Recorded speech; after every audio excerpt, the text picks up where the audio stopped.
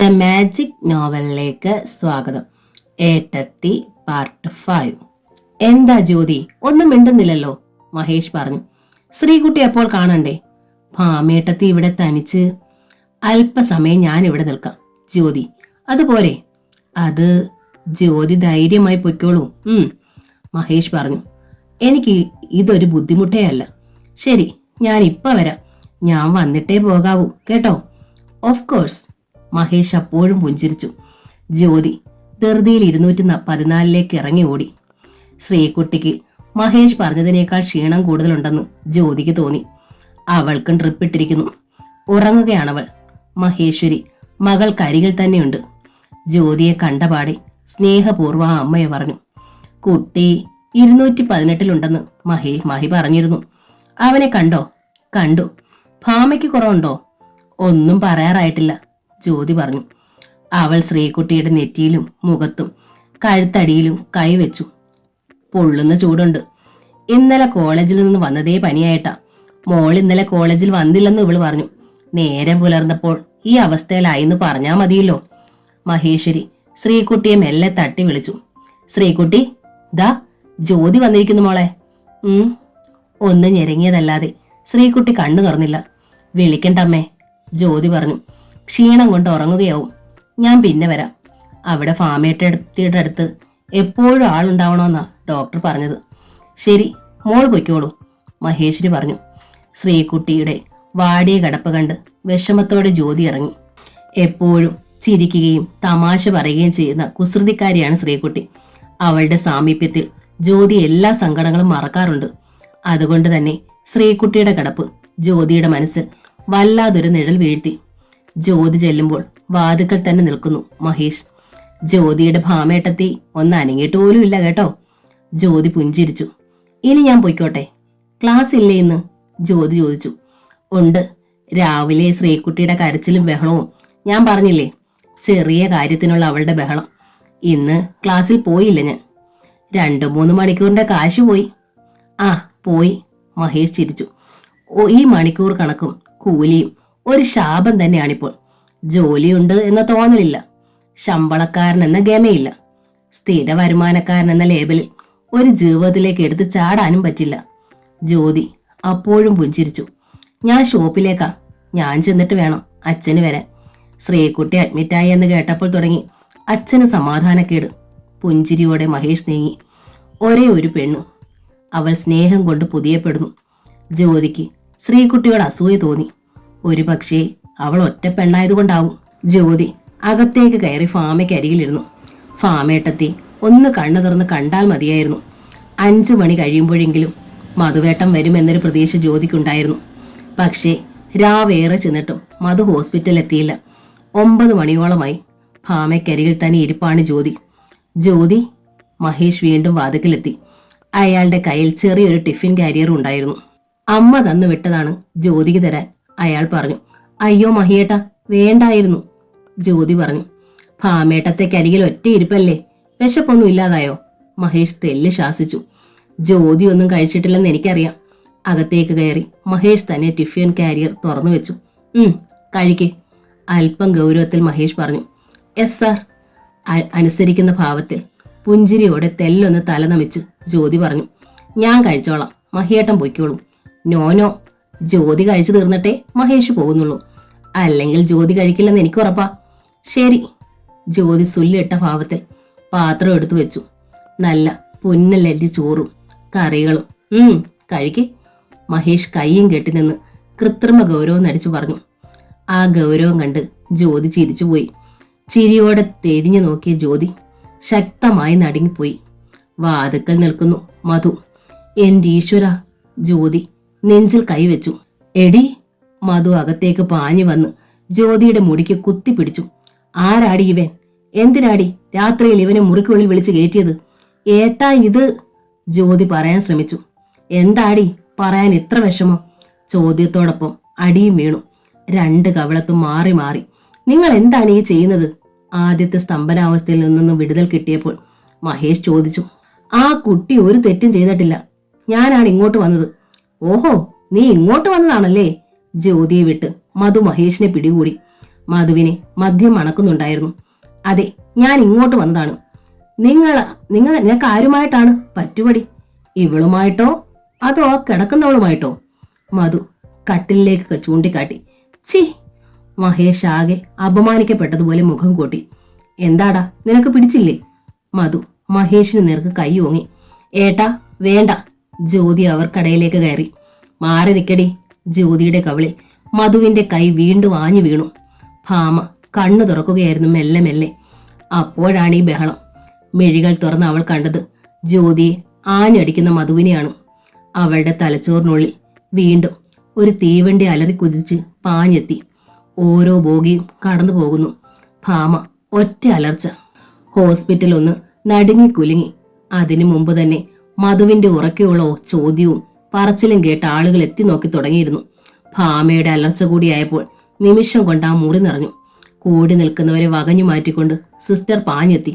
എന്താ എന്താ എന്താണിവിടെ? നിങ്ങൾ ആരാ? സിസ്റ്റർ മധുവിനോട് ചോദിച്ചു. മധു സിസ്റ്ററിനെ തുറിച്ചു നോക്കി. ഞാൻ ഇവളുടെ കെട്ടിയോനാ. അയാൾ ഭാമയെ ചൂണ്ടിക്കാട്ടി. ഭാമ ഒരു കൽപ്രതിമ പോലെ കിടക്കുകയായിരുന്നു. അത് ശരി, നിങ്ങൾ സ്ഥലത്തില്ലെന്ന് പറഞ്ഞിട്ട് വന്ന വരവ് കൊള്ളാം, സിസ്റ്റർ പറഞ്ഞു. ഓ, ഞാൻ സ്ഥലത്തില്ലെന്ന് രണ്ടുപേരും എല്ലാവരെയും പറഞ്ഞ് ബോധ്യപ്പെടുത്തിയിരിക്കുകയാണല്ലേ? മധു കലി കൊണ്ട് ഭാമയെ നോക്കി. ജ്യോതി ആകെ വിഷമിച്ചു. ഭാമേട്ടത്തെ അഡ്മിറ്റ് ചെയ്ത് ഒരു ദിവസം കഴിഞ്ഞിട്ട് മധുവേട്ടം വരാത്തത് എന്താണെന്ന് ഡോക്ടർ ചോദിച്ചപ്പോൾ പറഞ്ഞു പോയതാണ്. എന്നിട്ട് കണ്ടവന്മാരെയൊക്കെ വിളിച്ചു വരുത്തി അകത്തിരുത്തി സൊള്ളല്. മധു ജ്യോതിയെ പിടിച്ചുലച്ചു. കൊല്ലും നിന്നെ ഞാൻ സൊള്ളാൻ വന്നതൊന്നുമല്ല, മഹേഷ് അല്പം പരുഷമായി പറഞ്ഞു. ഈ കുട്ടി ആഹാരം കഴിക്കാതെ ഇരുന്നു ഒറ്റയ്ക്ക്. ഇത്തിരി ആഹാരം കൊണ്ടുവന്ന് കൊടുത്തു, അത്രേ ഉള്ളൂ. ഓഹോ, ഒറ്റയ്ക്കിരിക്കുന്ന പെണ്ണുങ്ങൾക്ക് ആഹാരം കൊടുക്കലാണോ നിന്റെ പണി? മധുവിന് മഹേഷിന്റെ സംസാരം തീരെ ഇഷ്ടപ്പെട്ടില്ല. ആണെങ്കിൽ കൊടുത്തോ, ആർക്ക് വേണേ കൊടുത്തോ, പക്ഷേ അതിവിടെ പറ്റില്ല. എന്റെ പെങ്ങടേയും കെട്ടിയുടെ അടുത്ത് പറ്റത്തില്ല, തീരെ പറ്റില്ല. കണ്ണുകൾ തുറപ്പിച്ചുകൊണ്ട് മധു മഹേഷിന്റെ നേർക്ക് കൈ ചൂണ്ടി. വെളിയിൽ. മഹേഷ് ജ്യോതി ഒന്ന് നോക്കി. അത്യന്തം ദീനയായി അപമാനിതയായി നിൽക്കുകയാണവൾ. മഹേഷ് പുറത്തേക്ക് നീങ്ങി. അവന്റെ ഒരു ആഹാരം കൊണ്ടുവരലും തീറ്റിക്കലും. മധു ടിഫിൻ കാരിയർ എടുത്ത് വാതിലിലേക്ക് എറിഞ്ഞു. ചോറും കറികളും വാതിൽക്കൽ ചിതറി. അമ്പരം നിൽക്കുന്നവരെ വകഞ്ഞു മാറ്റി മഹേഷ് പുറത്തേക്കിറങ്ങി. പുറത്തെല്ലാം കണ്ടുകൊണ്ട് നിൽക്കുകയായിരുന്നു മഹേശ്വരി. മഹേശ്വരിയോട് നിർബന്ധമായി പറഞ്ഞ് ജ്യോതിക്കുള്ള പങ്കുമായി പോയതാണ് അയാൾ. അമ്മയ്ക്ക് മുമ്പിലും അയാൾ കുറ്റവാളിയായിരിക്കുന്നു. ആ പെൺകൊച്ചാള് കൊള്ളാലോ, ഹോസ്പിറ്റൽ ആണെന്ന് പോലും നോക്കാതെ അന്യൊരുത്തനെ പിടിച്ച് മുറിക്കുള്ളിൽ കയറ്റിയല്ലോ. കണ്ടു നിൽക്കുന്നവരിൽ ഒരാൾ പറഞ്ഞു. എന്തേലും അരുതാത്തത് നടന്നിട്ടുണ്ട്, അല്ലെങ്കിൽ അയാൾ ഇത്രയ്ക്ക് ബഹളം വെക്കുവോ? ആ ഒരു കണക്കുകൂട്ടലായിരുന്നു എല്ലാവർക്കും. ദേ കൊച്ചെ, സിസ്റ്റർ ജ്യോതിയെ നോക്കി ഗൗരവത്തിൽ പറഞ്ഞു. ഇതൊന്നും ഇവിടെ നടക്കില്ല കേട്ടോ, ഇതൊരു ഹോസ്പിറ്റലാ. ജ്യോതി ആകെ ചൂളിച്ചുരുങ്ങി. സിസ്റ്റർ പുറത്തേക്ക് നീങ്ങി. അതിനിടയിൽ മറ്റുള്ളവരടായി പറഞ്ഞു. ആ പെൺകൊച്ചലും ഇത്തിരി വിളഞ്ഞ വിത്ത് തന്നെ. ഇപ്പോൾ പറയുന്നതല്ല പിന്നെ പറയുന്നത്. നിൽക്കുന്ന നിൽപ്പിൽ മിണ്ടാതൊറ്റ പോക്ക, പിന്നെ നോക്കുമ്പോഴാണ് വരുന്നത്. ഇപ്പോൾ ദാ അടിയും ബഹളവും ഒക്കെ. വല്ലാത്ത കൂട്ടങ്ങള്. ഡോക്ടറില്ല ഇവിടെ ഇല്ലാഞ്ഞത് ഭാഗ്യം. അവർ ഡ്യൂട്ടി റൂമിലേക്ക് കയറിപ്പോയി. മറ്റുള്ളവരും മെല്ലെ മേലെ പിൻവലിഞ്ഞു. മധു നേരെ ഫാമയ്ക്കരികിലേക്ക് ചെന്നു. നിന്റെ ബോധക്കേട് ഇതുവരെ തീർന്നില്ലോടി? മധു അവളുടെ തോളത്ത് ശക്തമായി തട്ടി. ഭാമ കണ്ണു തുറക്കാൻ വീണ്ടും ശ്രമിച്ചു. തുറന്നൊന്ന് നോക്കിയിട്ട് അവൾ വീണ്ടും കണ്ണടച്ചു. എന്നെ കണ്ടപ്പോഴേ അവൾ കണ്ണടച്ചു. മധുവിന് കൂടുതൽ ദേഷ്യം വന്നു. ദേഷ്യത്തോടെ അയാൾ ജ്യോതിയെ നോക്കി. കള്ളത്തരം, ശുദ്ധ അടവ്. എന്തിനാടി ഇവളെയും കൊണ്ട് നീ ഇവിടെ തങ്ങി ഇരിക്കുന്നത്? എന്താ നിന്റെ ഉദ്ദേശം? ജ്യോതിക്ക് കണ്ണുകൾ തുളുമ്പി. അവൾ തേങ്ങലോടെ നോക്കി. മര്യാദയ്ക്ക് നാളെ വീട്ടിലെത്തിക്കോണം. ആ. ജ്യോതിക്ക് നേരെ വിരൽ ചൂണ്ടിക്കൊണ്ട് മധു കർശനമായി പറഞ്ഞു. എന്നിട്ട് വാതുക്കലേക്കാൾ ധൃതിയിൽ നടന്നു. മധുവേട്ടൻ വീട്ടിലേക്കാ? ജ്യോതി ചോദിച്ചു. എനിക്ക് തോന്നിയിടത്തേക്ക്. നീ എന്നെ ചോദ്യം ചെയ്യണ്ട കേട്ടോടി. വാതുക്കൽ നിന്നയാൾ മുരണ്ടു. എന്നിട്ട് കൈയും വീശി നീങ്ങി.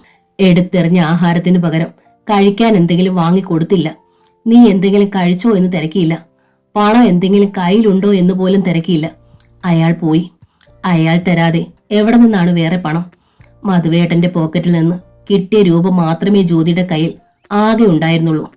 അത് തന്നെ ഇപ്പോൾ തീരാറായിരിക്കുന്നു.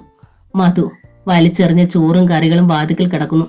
ജ്യോതി അതൊക്കെ വാരിയെടുത്ത് വേസ്റ്റ് ബക്കറ്റിൽ കൊണ്ടുപോയി നിക്ഷേപിച്ചു.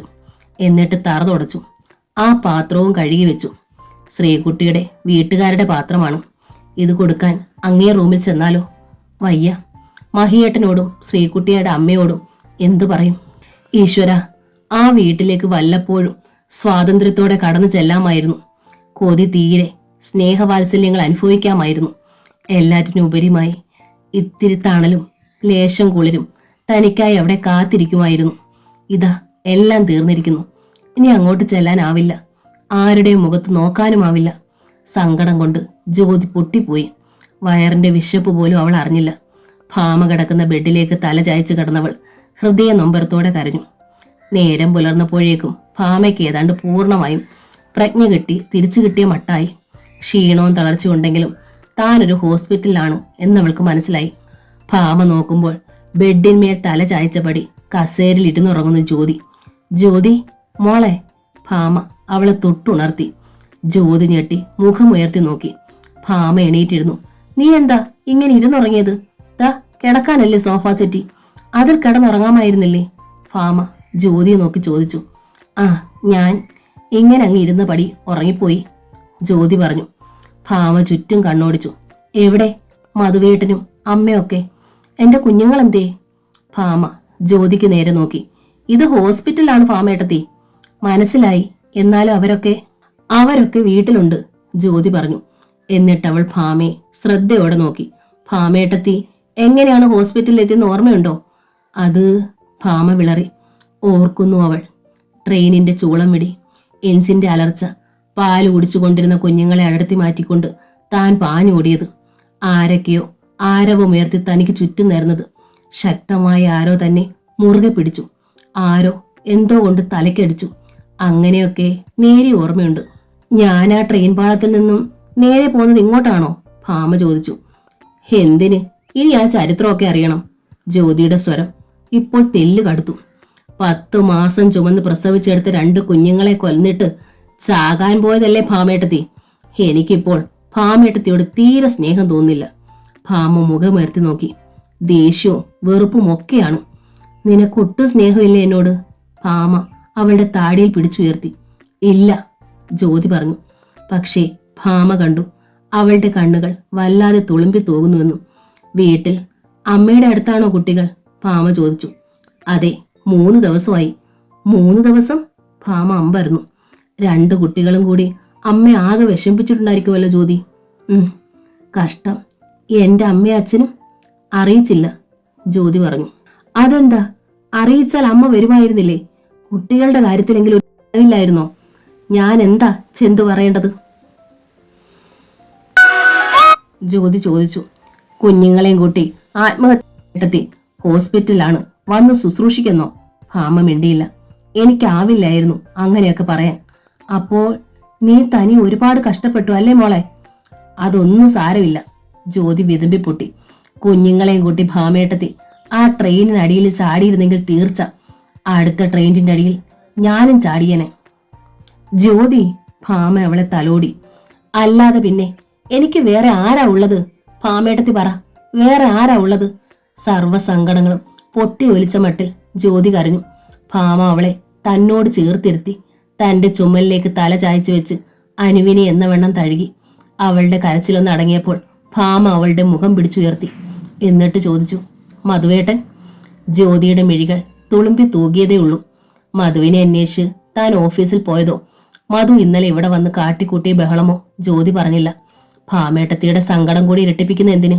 പക്ഷേ ഭാമയ്ക്ക് മനസ്സിലായി മധുവിന്റെ ഭാഗത്തു നിന്ന് സന്തോഷിപ്പിക്കതായി ഒന്നും ഉണ്ടായിട്ടില്ലെന്ന്. അതൊരു ഉത്കണ്ഠയായി നെഞ്ചിൽ നിറഞ്ഞു. ട്രെയിനിന്റെ അടിയിലേക്ക് ചാടാൻ കഴിയാതെ പോയതിൽ ഭാമ വല്ലാതെ വേദനിച്ചു പോയി. ഡോക്ടർ റൗണ്ട്സിന് വന്നപ്പോൾ ഡിസ്ചാർജ് വേണമെന്ന് ഭാമ ശടിച്ചു. 1 ദിവസം കൂടി കഴിഞ്ഞിട്ട് ക്ഷീണം പൂർണ്ണമായും പോയിട്ട് ഡിസ്ചാർജ് ചെയ്യാമെന്നാണ് ഡോക്ടറുടെ കണക്കുകൂട്ടൽ. പക്ഷേ ഭാമ നിർബന്ധിച്ച് ഡിസ്ചാർജ് വാങ്ങി. കുഞ്ഞുങ്ങൾ 2ഉം വീട്ടിൽ. ഒറ്റയ്ക്ക് അമ്മയുടെ കഷ്ടപ്പാട്.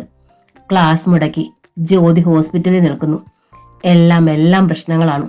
പ്രൈവറ്റ് ഹോസ്പിറ്റലിലാണ്. ദിവസം കഴിയും തോറും ബില്ലിലെ തുക ഇരട്ടിക്കുകയുള്ളൂ. സർക്കാർ ഹോസ്പിറ്റലായാൽ തൂണിനും തുരുമ്പിനും പണം കൊടുക്കണമെന്നുള്ളത് പഴമൊഴി. ഇപ്പോൾ പ്രൈവറ്റ് ഹോസ്പിറ്റലുകളിലാണ് പിടിച്ചു പറയും ഇടിവെട്ടേൽക്കുന്ന ബിൽ തുകയും.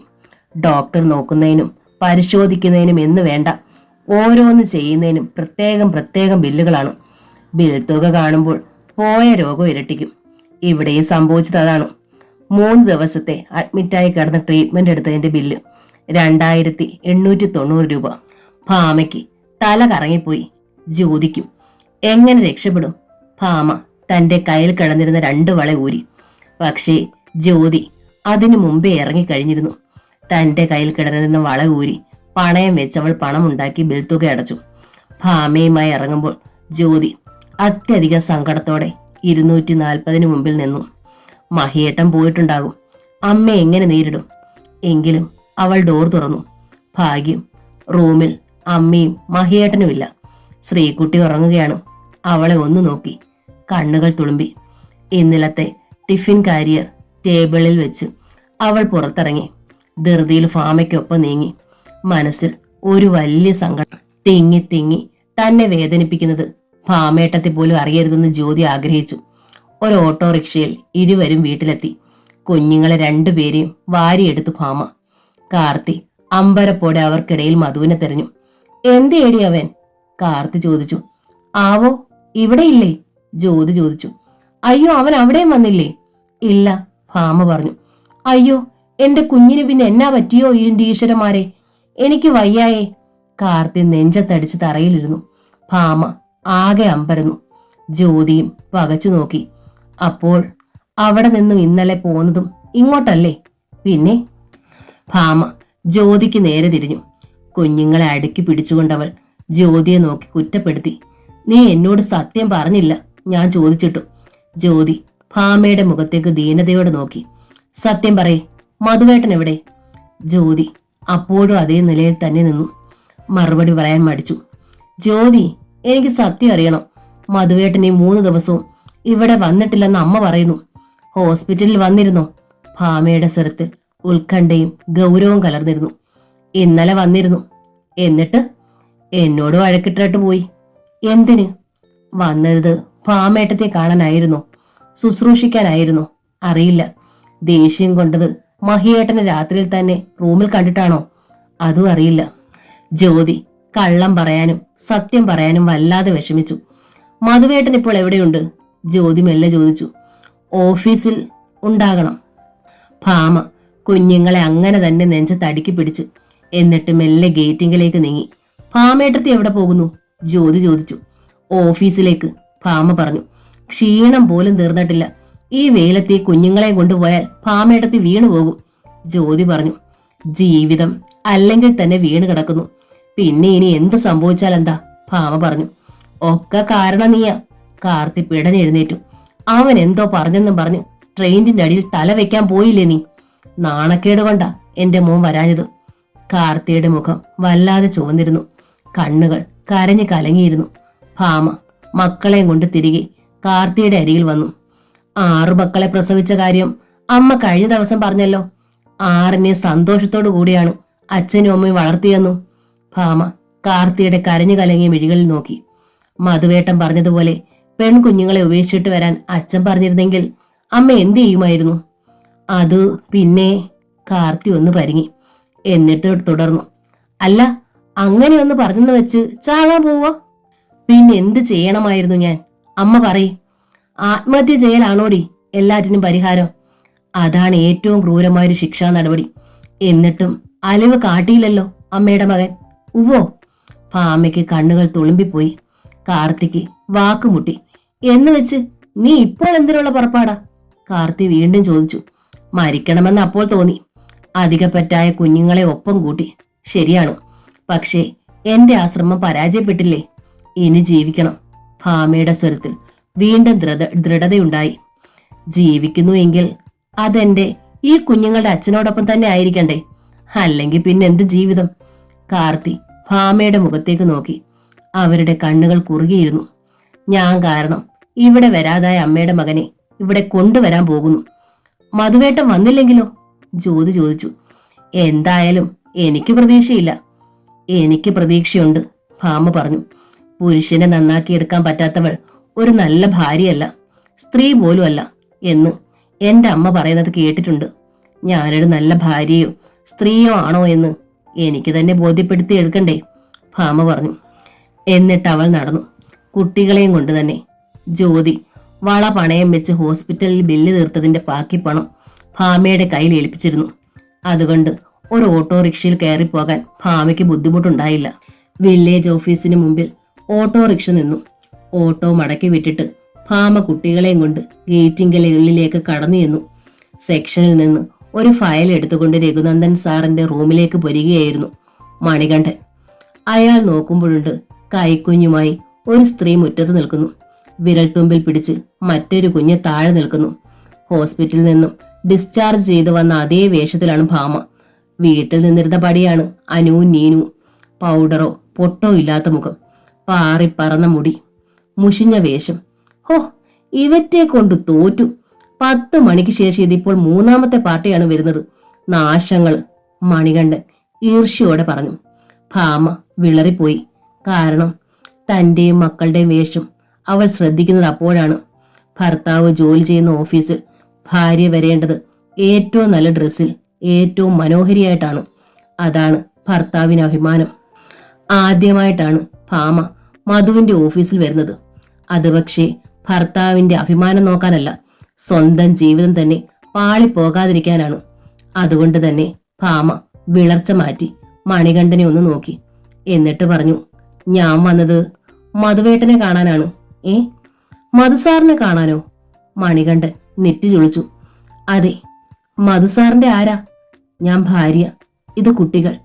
മണികണ്ഠന്റെ കണ്ണിൽ അമ്പരപ്പ്. അയാൾ എന്തോ കൂടി ചോദിക്കാനൊരുങ്ങുമ്പോഴാണ് രഘുനന്ദനൻ സാറിന്റെ റൂമിൽ നിന്ന് മധു ഇറങ്ങി വരാന്തയിലേക്ക് വന്നത്.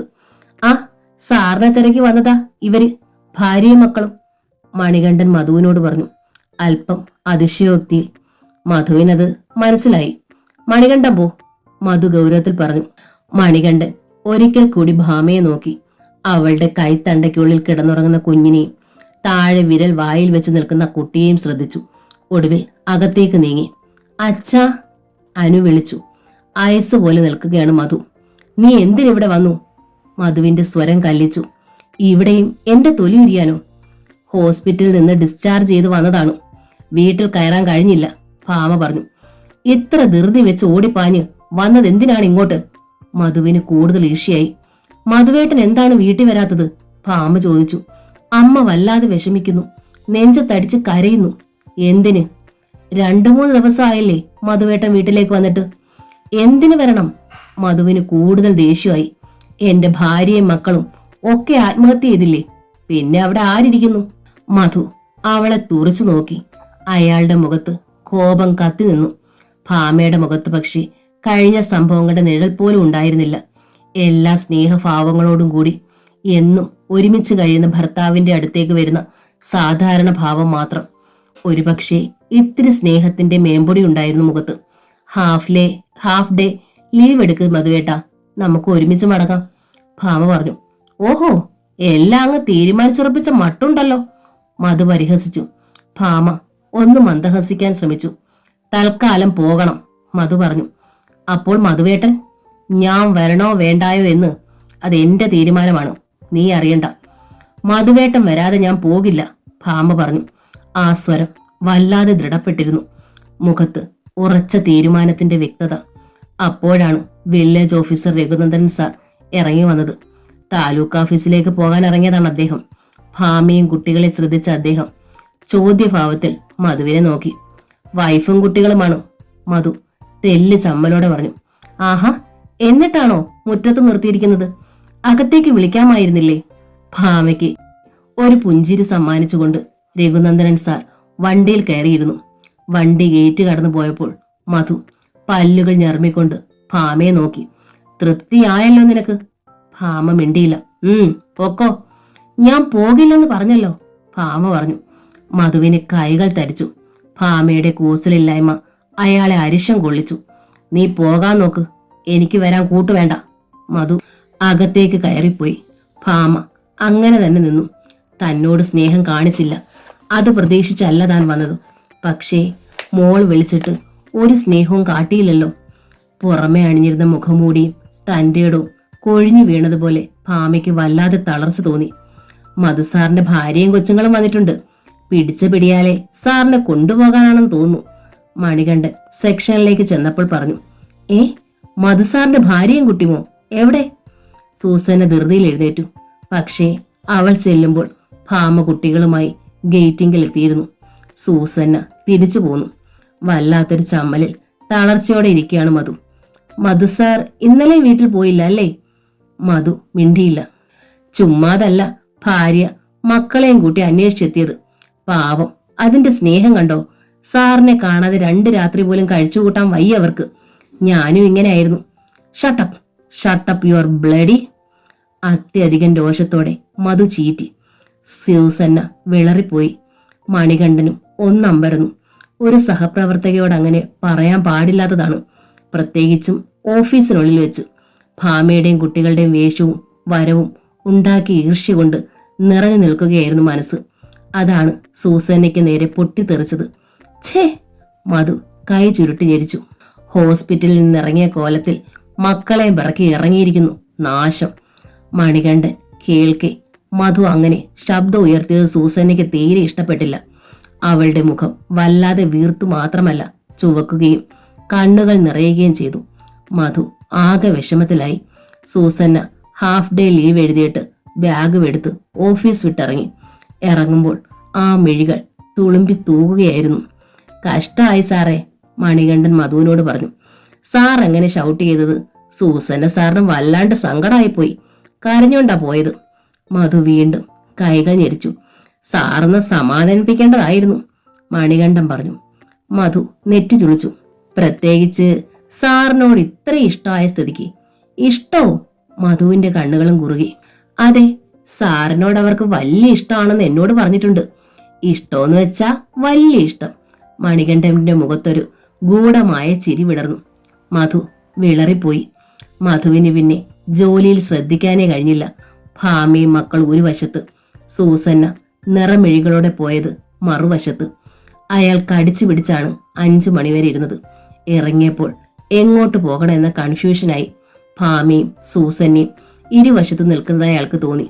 പക്ഷേ മധു പോയത് ബാറിലേക്കാണ്. 2 ലാർജ് അകത്ത് ചെന്നപ്പോഴാണ് മധുവിന് ഒരു തീരുമാനത്തിലെത്താൻ കഴിഞ്ഞത്. അയാൾ ചെറിയിടത്തേക്ക് തന്നെ തിരിച്ചു. അയാൾ ചെല്ലുമ്പോൾ സന്ധ്യ കഴിഞ്ഞിരുന്നു. സന്ധ്യാനാമം ചൊല്ലിത്തീർത്ത് വിളക്ക് കെടുത്തുകയായിരുന്നു ജ്യോതി.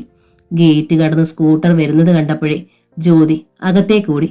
ഭാമേട്ടത്തി, ഏട്ടൻ വന്നു, ജ്യോതി വിളിച്ചു പറഞ്ഞു.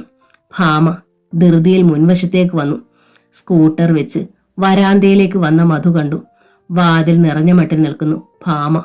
കുളി കഴിഞ്ഞ് നല്ല വേഷം ധരിച്ച് പൗഡർ ഇട്ട് നെറ്റിയിലും സീമന്തരേഖയിലും പൊട്ടുതൊട്ട് കഴിഞ്ഞ രാത്രിയിൽ തന്നെ മോഹിപ്പിച്ച അതേ മനോഹാരിത.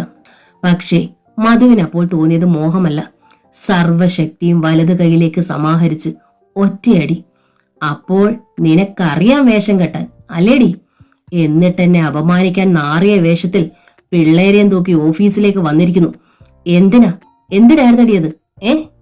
ഭാമയുടെ കഴുത്തിന് പിടിച്ച് ഭിത്തിയിലേക്ക് തള്ളിയിട്ട് അയാൾ രോഷത്തോടെ പുറത്തേക്കിറങ്ങി. അടിയുടെ ശബ്ദം കേട്ട് ഓടി വന്ന ജ്യോതി കണ്ടത് കാരണം പൊത്തിക്കൊണ്ട് തരിച്ചു നിൽക്കുന്ന ഭാമയാണ്. മുറ്റത്തിറങ്ങി സ്കൂട്ടർ സ്റ്റാർട്ട് ചെയ്യുന്നു മധു. ജ്യോതിക്കൊന്നും മനസ്സിലായില്ല. രോഷത്തോടെ മധു സ്കൂട്ടർ ആഞ്ഞു ചവിട്ടി സ്റ്റാർട്ടാക്കി. പിന്നെ ഒരു കുതിപ്പ്. ആ കുതിപ്പ് അവസാനിച്ചത് സൂസന്നയുടെ വീട്ടുമുറ്റത്ത്. സ്കൂട്ടറിന്റെ ശബ്ദം കേട്ട് വാതിൽ തുറന്ന സൂസന്നെ ഒരാവേശത്തിൽ ഒറ്റ നിമിഷം കൊണ്ട് മധു വാരിയെടുത്ത് നെഞ്ചിലേക്ക് ചേർത്തു. സാർ, ഇതെന്താ സാർ? സൂസന്ന ആകെ അന്താളിച്ചു. സൂസന്നെ പ്ലീസ്. മധു കൈ വിട്ടില്ല. അയാൾ അവളെയും കൊണ്ട് അകത്തേക്ക് കയറി. സാർ വിട്, സൂസന്ന അമർന്ന സ്വരത്തിൽ പറഞ്ഞു. സൂസന്നെ, എന്നോടങ്ങനെ പറയരുത്, എന്നെ പറിച്ചെറിയരുത്. ഞാൻ ആകെ തകർന്നു നിൽക്കുവാണ്. ഞാൻ മരിക്കും. എന്താ സാർ ഇങ്ങനെയൊക്കെ പറയുന്നത്? ഭാര്യ അങ്ങനെയൊക്കെ ചെയ്തെന്ന് വെച്ച് മരിക്കുകയാണോ വഴി? സൂസന്ന, എനിക്ക് സൂസന്നെ അറിഞ്ഞു തന്റെ ദേഹത്ത് അള്ളിപ്പിടിച്ചിരിക്കുന്ന പുരുഷൻ കരയുകയാണെന്ന്, സാന്ത്വനം തേടുന്ന കൊച്ചു കുഞ്ഞായിരിക്കുന്നുവെന്ന്. സൂസന്നയുടെ ദേഹം ഒന്നു വിറച്ചു. താൻ പറിച്ചെറിഞ്ഞാൽ മരിക്കുമെന്ന് പറഞ്ഞത് സത്യമാണോ? കുറേ ദിവസമായിട്ട് ആൾ വല്ലാതെ ഡിപ്രസ്ഡ് ആണ്, അതറിയാം. പക്ഷേ മരിക്കാൻ മാത്രം പ്രശ്നങ്ങൾ വഷളായോ? ഭാര്യയുമായി എന്തോ വലിയ പ്രശ്നമുണ്ട്. ഈ മനുഷ്യനെ ഒന്ന് സാന്ത്വനിപ്പിച്ചില്ലെങ്കിൽ അതൊരു വലിയ ദുരന്തമാകുമോ? സൂസന്ന ഭയന്നു. ആ നിമിഷം മധുവിന്റെ കൈക്കുള്ളിലായിരുന്നു സൂസന്ന. അയാളുടെ ചുറ്റഴിക്കാൻ ശ്രമിക്കും തോറും സൂസന്ന തന്നെ ദുർബലയാവുകയായിരുന്നു. വർഷങ്ങൾക്കപ്പുറത്തൊരു ദിവസം. നഷ്ടപ്പെട്ട ഭർത്താവിന്റെ ചൂടുള്ള നിശ്വാസം, സാമീപ്യം, കരപരിലാളനം. എത്രയൊക്കെ വേണ്ട വേണ്ടാന്ന് മനസ്സ് വിലക്കിയിട്ടും തട്ടിമാറ്റാൻ കൈകൾ തരിച്ചിട്ടും കഴിഞ്ഞില്ല. സൂസന്ന തളർന്നുപോയി. മധു ആ തളർന്ന ശരീരം തൂക്കിയെടുത്ത് സൂസന്നയുടെ ബെഡ്റൂമിലേക്ക്. ആ ഡോർ തുറന്നപ്പോഴേ അതിനുള്ളിൽ നിന്ന് പ്രസരിച്ച ഒരു പരിമളം, അതൊരു മാദക ഗന്ധമായി മധുവിന് തോന്നി. സൂസന്നയുടെ ഗന്ധം, തൻ്റെ കൈക്കുള്ളിൽ നെഞ്ചിലൊട്ടിക്കിടക്കുന്ന ആ പെണ്ണിൻ്റെ ഗന്ധം. ആ പെണ്ണിൻ്റെ കൈകൾ ചുട്ടുപഴുക്കുന്ന ഇരുമ്പ് ചങ്ങല പോലെ കഴുത്തിൽ ചുറ്റി വരിഞ്ഞു പൂട്ടിയപ്പോൾ സിരകളിലെ രക്തം തിളയ്ക്കുന്ന ആവേശത്തോടെ മധു ആ ബെഡിലേക്ക് സൂസന്നയും കൊണ്ട് ഇഴഞ്ഞു കയറി. എപ്പോഴെന്നറിയില്ല, എപ്പോഴോ സൂസന്ന കേട്ടു, മോളെ, എടി സൂസന്നെ. അച്ചാമ്മയുടെ ഏങ്ങി വലിച്ചുള്ള വിളിശബ്ദം. സുഖതമായൊരു മയക്കത്തിലേക്ക് വഴുതി വീണ സൂസന്നയുടെ പ്രജ്ഞയിലേക്ക് ആ വിളിശബ്ദം ആഴ്ന്നിറങ്ങി. സൂസന്നെ. വീണ്ടും വിളിശബ്ദം. അച്ചാമ്മ ഏങ്ങി വിളിക്കുന്നു. സൂസന്ന എഴുന്നേൽക്കാൻ ശ്രമിച്ചു. ഒരു ബന്ധനം, ഒരു ചങ്ങല, വർഷങ്ങളായി നഷ്ടപ്പെട്ടിരുന്ന ഒരു കൈക്കരുത്ത് തന്നെ പൊതിഞ്ഞിരിക്കുന്നു. അബോധാവസ്ഥ പോലെ സൂസന്ന മുഖം തിരിച്ചു നോക്കി. മധു. അയാൾ ഉറങ്ങുന്നു, തനിക്കരികിൽ, തൻ്റെ കിടക്കയിൽ. കർത്താവേ, എന്താണിത്? എങ്ങനെ കഴിഞ്ഞു തനിക്കിത്? അന്യനൊരാൾ എങ്ങനെ തൻ്റെ കിടക്കറയിലെത്തി? എത്ര സ്വാതന്ത്ര്യത്തോടെ സൂസന്ന തന്നെ പൊതിഞ്ഞിരിക്കുന്ന കൈ മെല്ലെ അഴിക്കാൻ നോക്കി. വെളുത്തുരുണ്ട കൈത്തണ്ടയിലെ രോമങ്ങൾ, ആ കൈത്തലം തൻ്റെ ശരീരത്തിലേകുന്ന ചൂട്. അരുതെന്ന് മനസ്സ് വിലക്കുന്നു, തെറ്റെന്ന് മനസാക്ഷി കുറ്റപ്പെടുത്തുന്നു. എന്നിട്ടും സൂസന്ന ആ കൈ ചൂട് ആഗ്രഹിച്ചു പോകുന്നു. ആ കൈ ചുറ്റഴിച്ച് ആ ബന്ധനത്തിൽ നിന്ന് വെളിയിൽ വരാൻ കഴിയുന്നില്ലല്ലോ കർത്താവേ. സൂസന്നയ്ക്ക് കണ്ണ് നിറഞ്ഞുപോയി. സൂസന്നെ. വീണ്ടും അച്ചാമ്മ വിളിക്കുന്നു. സൂസന്ന മെല്ലെ മധുവിനെ ഉണർത്താതെ ആ കൈ എടുത്ത് ബെഡിന്മേലേക്ക് വെച്ചു. എന്നിട്ട് എഴുന്നേറ്റു. തറയിലൂടെയല്ല, തനിക്ക് മുമ്പിൽ പൂക്കൾ നിറഞ്ഞ പാതയാണെന്ന് തോന്നി സൂസന്നയ്ക്ക്. ശരീരത്തിന്റെ ഭാരമൊക്കെ ഒഴിഞ്ഞൊരു പൊങ്ങു തടിയായിരിക്കുന്നു താൻ. സൂസന്ന തെക്കേ മുറിയിലേക്ക് ചെന്നു. കട്ടിലിൽ കിടക്കുകയാണ് അച്ചാമ്മ. പക്കമായതുകൊണ്ട് വലി വിളകിയിരിക്കുന്നു. കുറേ നാളുകളായിട്ട് അച്ചാമ്മയ്ക്ക് അസുഖം അതിൻ്റെ രൂക്ഷാവസ്ഥയിലാണ് വരാറ്. എപ്പോഴാണ് അച്ചാമ്മയും തന്നെ വിട്ടുപോകുക എന്ന ഭയത്തിലാണ് സൂസന്ന. എന്തിനാ അമ്മച്ചി വിളിച്ചത്? സൂസന്ന അരികിൽ ചെന്നു. നീ എവിടായിരുന്നടി? എത്ര നേരമായി ഞാൻ വിളിക്കുന്നു? സൂസന്ന തെല്ലു പരിങ്ങി. അസുഖമായി കിടക്കുന്ന അമ്മച്ചി തന്നെ ഒരുപാട് തവണ വിളിച്ചെന്നു. ഞാനൊന്ന് മയങ്ങിപ്പോയ അമ്മച്ചി.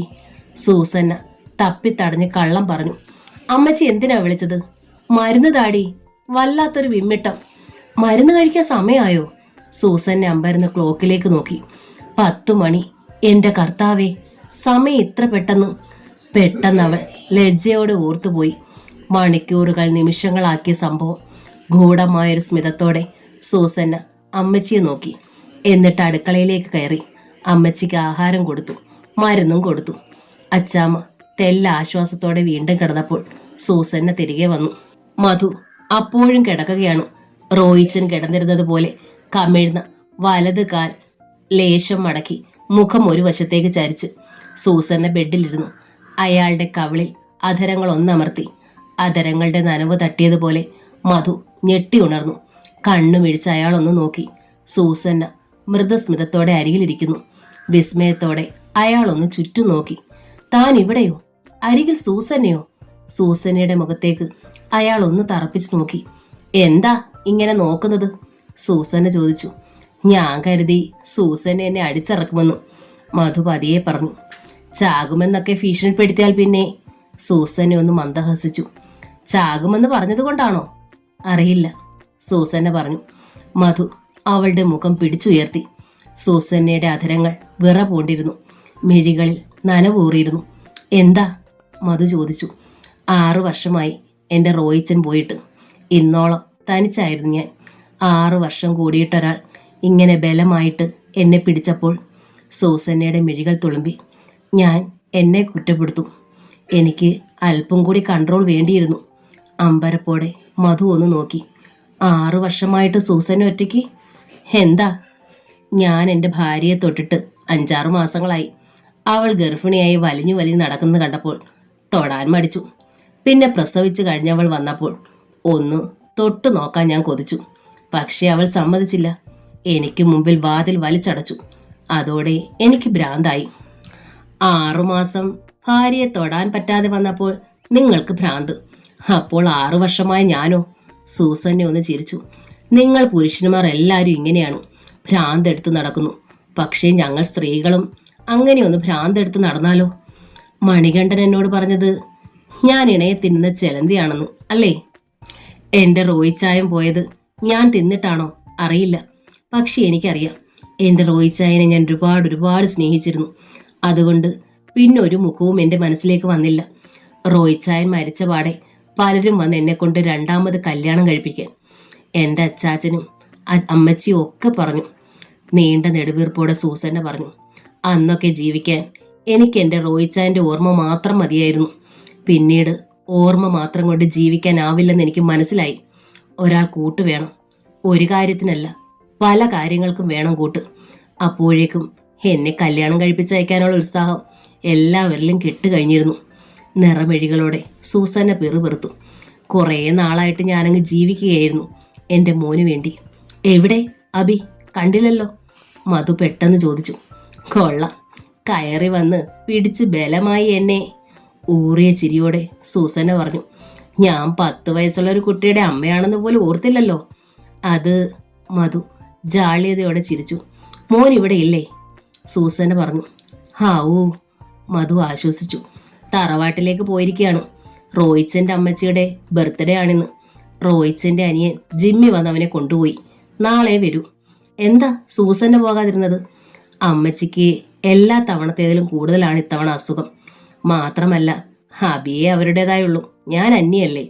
തെല്ല് വേദനയോടെ സൂസന്ന പറഞ്ഞു. റോയിച്ചായൻ പോയതിൽ പിന്നെ എന്നോടത്ര സുഖത്തിലല്ല ആരും, പ്രത്യേകിച്ച് ജിമ്മിക്ക്. അതെന്താ? ഒരു വിധവയല്ലേ ഞാൻ. ആണിൻ്റെ സുഖം തരാൻ പലർക്കും തോന്നലുണ്ടാവും. മധു വിളറി. ജിമ്മി പലപ്പോഴും അവസരം തേടി വന്നു. ഞാൻ ഒഴിവായി, സൂസന്ന പറഞ്ഞു. ഒരു ഭർത്താവിൻ്റെ കൂട്ട് ഞാൻ ആഗ്രഹിച്ചു, പക്ഷേ ഒരു ജാരൻ്റെ കൂട്ട് ഞാൻ ആഗ്രഹിച്ചിരുന്നില്ല. മധു വിളറിപ്പോയി. പക്ഷേ എങ്ങനെയോ സാറിൻ്റെ വലയിൽ ഞാൻ വീണുപോയി. ഇന്നോളം ഞാൻ സൂക്ഷിച്ച മൊറാലിറ്റിയൊക്കെ ഒറ്റ നിമിഷം കൊണ്ട്. പെട്ടെന്ന് വാതുക്കൽ ആരോ മുട്ടുന്ന ശബ്ദം കേട്ടു. സൂസന്നെ ഒന്ന് ഞെട്ടി. മധു. കർത്താവേ, ആരാണ് ഈ സമയത്ത്? സൂസന്ന വിരണ്ടു. അവൾ റൂമിന്റെ വാതിൽ ചാരിയിട്ട് വാതുക്കലേക്ക് ചെന്നു. ആരാ? സൂസന്ന ചോദിച്ചു. ഞാനാ മമ്മി, അബി. മകന്റെ ശബ്ദം കേട്ടപ്പോൾ സന്തോഷത്തിന് പകരം ശരീരം വിറച്ചുപോയി സൂസന്നയ്ക്ക്. അകത്ത് മധുസാറുണ്ട്. നാളെ വരുമെന്ന് പറഞ്ഞു പോയ മകൻ എന്താ ഈ രാത്രിയിൽ? സൂസന്ന വാതിൽ തുറന്നു. അബിയോടൊപ്പം ജിമ്മിയും. ഇവിടെ വന്നാലേ ഇവന് ഉറക്കം വരുമെന്ന്. ജിമ്മിയുടെ സ്വരത്തിൽ അല്പം ഇഷ്ടക്കേടുണ്ടായിരുന്നു. ഞങ്ങളൊക്കെ ആ തരത്തിലായിരിക്കും അവനോട് ചിത്രീകരിച്ചിരിക്കുന്നത്. സൂസന്ന മറുപടി പറഞ്ഞില്ല. എത്രയും വേഗം ഇവനൊന്ന് പോയി കിട്ടിയാൽ മതിയായിരുന്നു. ഇവൻ ഇന്ന് അവിടെ കിടക്കണമെന്ന് അമ്മച്ചിക്ക് ആഗ്രഹം. അതുകൊണ്ട് ചേട്ടത്തെ കൂടി കൂട്ടിക്കൊണ്ട് എല്ലാം വിട്ടതാണ് അമ്മച്ചി. വേഗം ഒരുങ്ങ്, ജിമ്മി പറഞ്ഞു. ഞാൻ വരുന്നില്ല. അമ്മച്ചിക്ക് വയ്യാണ്ടിരിക്കുകയാണ്. ഒരു ദിവസം ഇവിടെ ഒറ്റയ്ക്ക് കിടന്നാൽ അമ്മച്ചി അങ്ങ് ചത്തുപോകുമോ? ജിമ്മി പോകണം.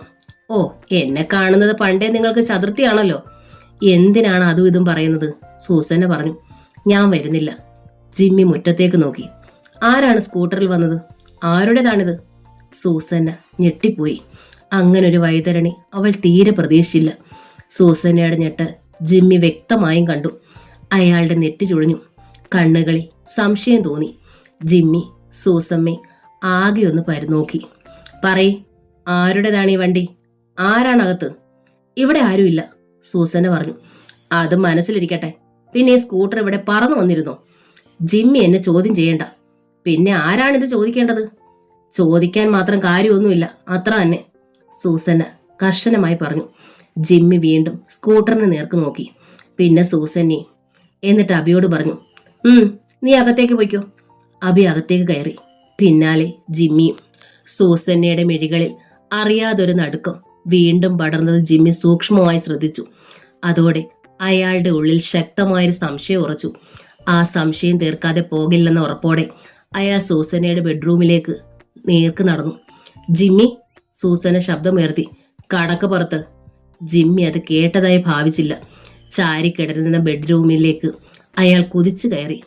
ബെഡിന്മേൽ സ്തംഭിച്ചിരിക്കുകയാണ് മധു. എടാ! അടുത്ത കുതിപ്പിന് ജിമ്മി മധുവിന്റെ മുമ്പിലെത്തി. അയാളെ കഴുത്തിന് കുത്തിപ്പിടിച്ച് പൊക്കി ഉയർത്തി. പട്ടി കഴിവേറി, ആണുങ്ങളില്ലാത്ത വീട്ടിൽ കയറി പോക്കൃതരം കാണിക്കുന്നോടാ. അലർച്ചയോടെ ജിമ്മി മധുവിന്റെ കർണ താഞ്ഞടിച്ചു. പിന്നെ സംസാരിച്ചത് ജിമ്മിയുടെ കൈകളും കാലുകളും. 1-2 തവണ മധു അടി തടുത്തു. ഒഴിഞ്ഞു മാറി. ജിമ്മി പക്ഷേ അസാമാന്യ കരുത്തോടെ അടിച്ചു കയറാനാണ് ശ്രമിച്ചത്. സ്വന്തം ജ്യേഷ്ഠന്റെ വിധവയുടെ അടുത്ത് മറ്റൊരു പുരുഷനെ കാണുക, അതിലുപരി താൻ ആഗ്രഹിച്ചത് മറ്റൊരുത്തൻ തട്ടിയെടുക്കുക. എടാ!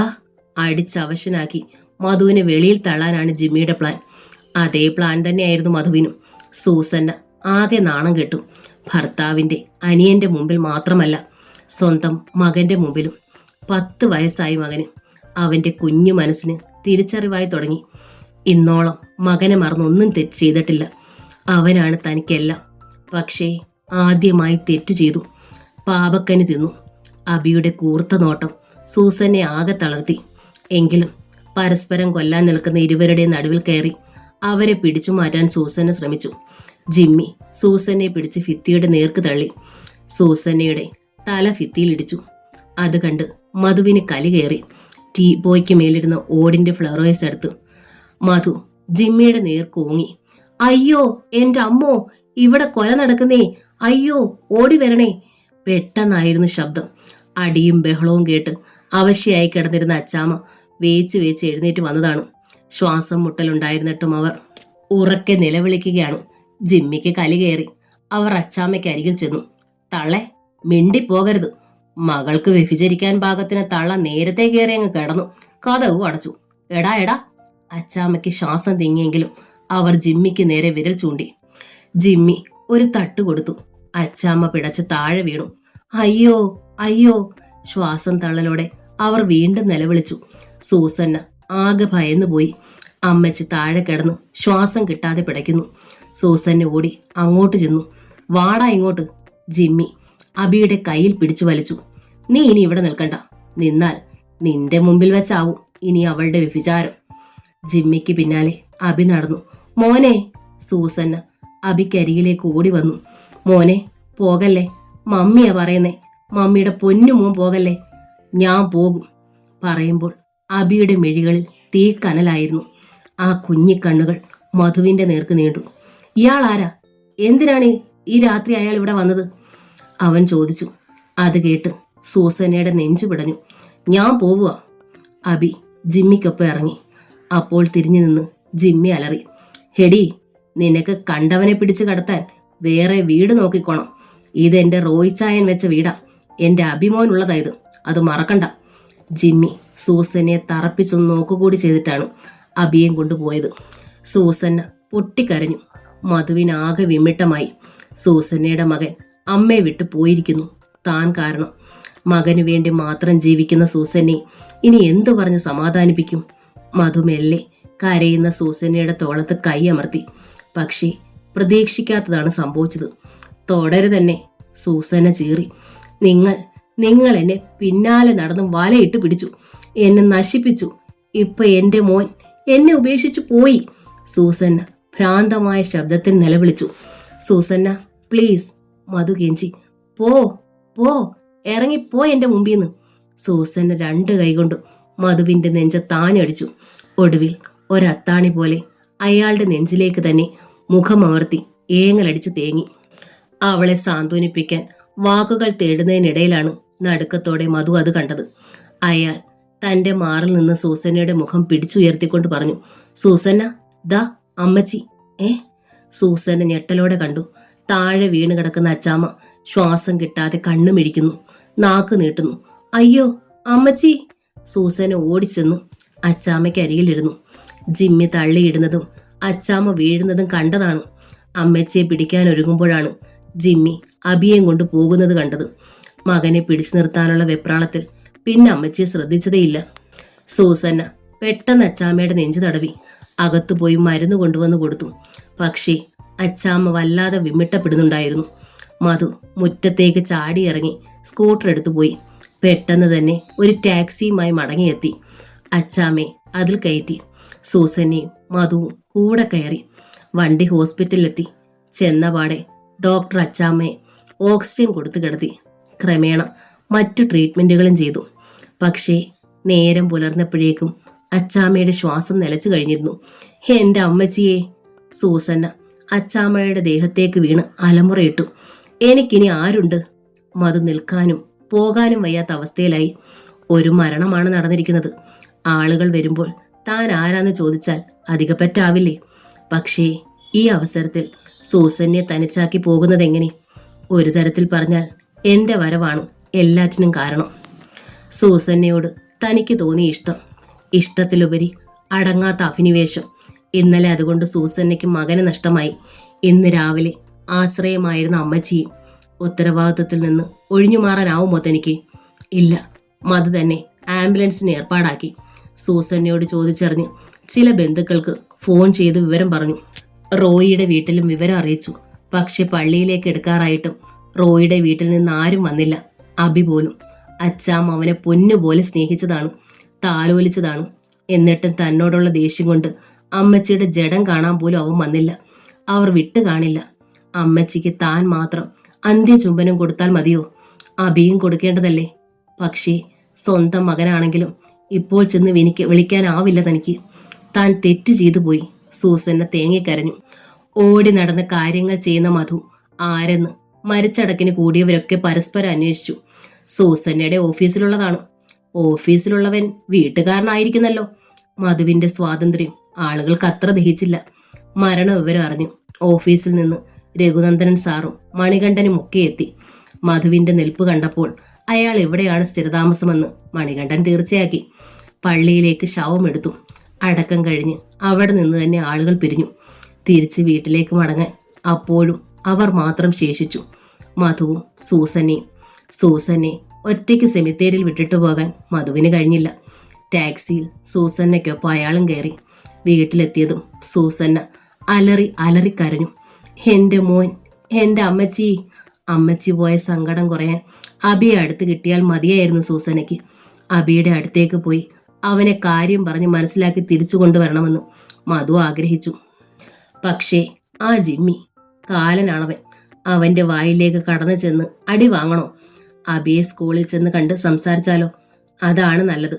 മധു അങ്ങനെ തീരുമാനിച്ചു. പക്ഷേ വെള്ളം പോലും ഇറക്കാതെ ഒരേ കിടപ്പ് കിടക്കുന്ന സൂസന്നെ ഒറ്റയ്ക്ക് വിട്ടിട്ട് പോകാൻ മധുവിന് കഴിഞ്ഞില്ല. വല്ലാതെ തകർന്നൊരു മാനസികാവസ്ഥയിലാണ് സൂസന്ന. വല്ല കടുങ്കയും ചെയ്യാൻ തോന്നിയാലോ? അങ്ങനെ സംഭവിച്ചാൽ താനാവും അതിന് പൂർണ്ണ ഉത്തരവാദി. ഒടുവിൽ മധു തീരുമാനിച്ചു, എന്തും വരട്ടെ, സൂസന്നയുടെ മനസ്സ് നോർമലാകുന്നത് വരെ അവളെ വിട്ടെങ്ങും പോവില്ല. അയാൾ സൂസന്നയുടെ അരികിലിരുന്ന് തലോടി സാന്ത്വനിപ്പിച്ചു. അമ്മച്ചി അല്ലെങ്കിൽ തന്നെ മരണാസന്നയായി കിടന്നിരുന്നതാണ്. വല്ലാതെ വലിച്ച് കഷ്ടപ്പെടുന്നതിൽ നല്ലതല്ലേ ഒരു ദിവസം മുമ്പേ മരിക്കുന്നത്. പിന്നെ അബി, ഈ മമ്മിയുടെ സ്നേഹവും ലാളനയും പോലെ ഇത്രയും അളവിലും തൂക്കത്തിലുമുള്ള സ്നേഹം പപ്പയുടെ വീട്ടിൽ നിന്ന് അവന് കിട്ടുമോ? ഇല്ല. അത് മനസ്സിലാകുമ്പോൾ അവൻ നിന്നെ തേടി വരും, ഉറപ്പാണ്. സൂസന്ന മധുവിനെ ഒന്ന് നോക്കി. സത്യമാണോ എന്ന ചോദ്യം പോലെ. ഒരു കൊച്ചു കുഞ്ഞിന്റെ മനസ്സായിരുന്നു അപ്പോൾ അവൾക്ക്. എസ് സൂസന്ന, അബി വരും, മധു ഉറപ്പിച്ചു പറഞ്ഞു. ഞാൻ ഈ 6 വർഷം ജീവിച്ചത് അവനെ തൊട്ടും തലോടിയും സ്നേഹിച്ചുവാ. എന്നിട്ട് അവനത് മനസ്സിലായില്ലല്ലോ. സൂസന്ന വിതുമ്പി. അബി കുഞ്ഞല്ലേ സൂസന്ന, 2-3 ദിവസം ക്ഷമിക്കേ. എന്നിട്ട് അവൻ പഠിക്കണ സ്കൂളിലേക്ക് ചെല്ല്. അവൻ സൂസന്നയോടൊപ്പം പോരും, ഉറപ്പാ. അത് സത്യമാണെന്ന് സൂസന്നയ്ക്ക് തോന്നി. അവൾ ദീർഘമായൊന്ന് നിശ്വസിച്ചു. ഭാമയുടെ കവള താഞ്ഞടിച്ചിട്ട് 4 ദിവസം മുമ്പ് രാത്രിയിൽ ഇറങ്ങിയതാണ് മധു. എങ്ങോട്ട്? ഭാമയ്ക്കറിയില്ല, ജ്യോതിക്കറിയില്ല, കാർത്തിക്കും അറിയില്ല. ഇന്നലെ വന്നില്ല, ഇന്നും വന്നില്ല. 4-ാം ദിവസം രാവിലെ ഭാമ കുളിച്ചൊരുങ്ങി. ഇനി വൃത്തിയാകാത്തതിന് പരാതി വേണ്ട. ഏറ്റവും നന്നായിട്ട് തന്നെ ഒരുങ്ങി. കമനീയമായൊരു സാരി ഞൊറു വിട്ടുകൊടുത്തു. ഭർത്താവിനെ കാണാതെ പോയാൽ തപസ്സിരുന്ന് തിരികെ കൊണ്ടുവന്നിട്ടുള്ള പുരാണ പാരമ്പര്യമല്ലേ ഭാരതത്തിന്.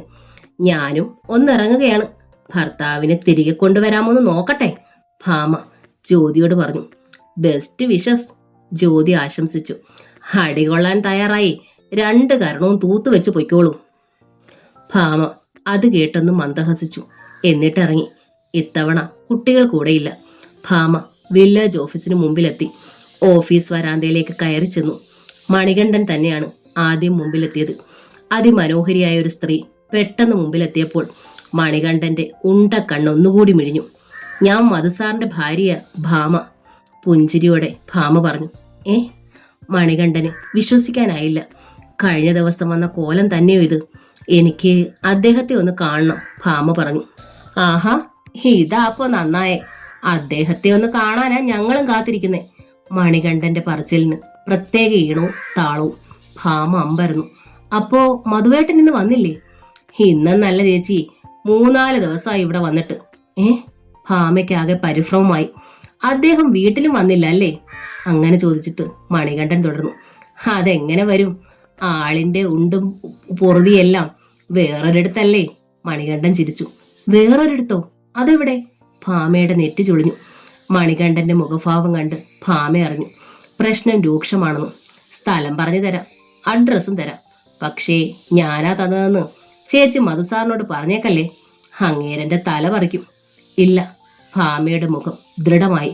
മണികണ്ഠൻ അകത്ത് പോയി ഒരു തുണ്ട് കടലാസുമായി തിരികെ വന്നു. ഇതാ ചേച്ചി അഡ്രസ്. മണികണ്ഠൻ കടലാസ് ഭാമയെ ഏൽപ്പിച്ചു. പിന്നെ എനിക്കും ചേച്ചി ഉള്ളത് കൊണ്ട് ഒരു കാര്യം കൂടി പറഞ്ഞേക്കാം. മണികണ്ഠൻ തല വെട്ടിച്ച് അങ്ങും ഇങ്ങും നോക്കി. ഭാമ ശ്രദ്ധിച്ചു നിന്നു. ചെന്നാൽ സാറിനെ കയ്യോടെ പിടികൂടി കൊണ്ടുപോരണേ ചേച്ചി. മധുസാർ ഇപ്പോൾ സൂസൻ എന്ന ചെലന്തിയുടെ പിടിയില്ല. ചേച്ചി ഒന്ന് അമ്മാന്തിച്ചാൽ പിന്നൊരിക്കലും അങ്ങേരെ പിടികിട്ടില്ല കേട്ടോ. ഭാമ ഞെട്ടിപ്പോയി. ഓഫീസ് പ്യൂണുമാർ സാധാരണ പൊടിപ്പും തൊങ്ങലും വെച്ച് പലതും പറയാറുണ്ട്. പക്ഷേ ഇതിലെന്തോ സത്യമുണ്ടെന്ന് ഭാമയ്ക്ക് തോന്നി. അവൾ അറിയാതെ വിളിച്ചുപോയി. എന്റെ ഈശ്വര, സൂസൻ എന്ന ചെലന്തിയുടെ പിടിയിലോ മധുവേട്ടൻ? അതെങ്ങനെ? ഇല്ല ഇല്ല, ഭാമ ജീവിച്ചിരിക്കുമ്പോൾ അത് നടക്കില്ല. ഭാമ ആ തുണ്ട് പേപ്പറിലേക്ക് നോക്കി. പിന്നെ ഗേറ്റ് കടന്ന് വഴിയിലേക്ക് പാഞ്ഞിറങ്ങി. ഏട്ടത്തി എന്ന നോവലിന്റെ ഈ ഭാഗം ഇവിടെ പൂർണ്ണമാവുകയാണ്. ഈ നോവൽ നിങ്ങൾ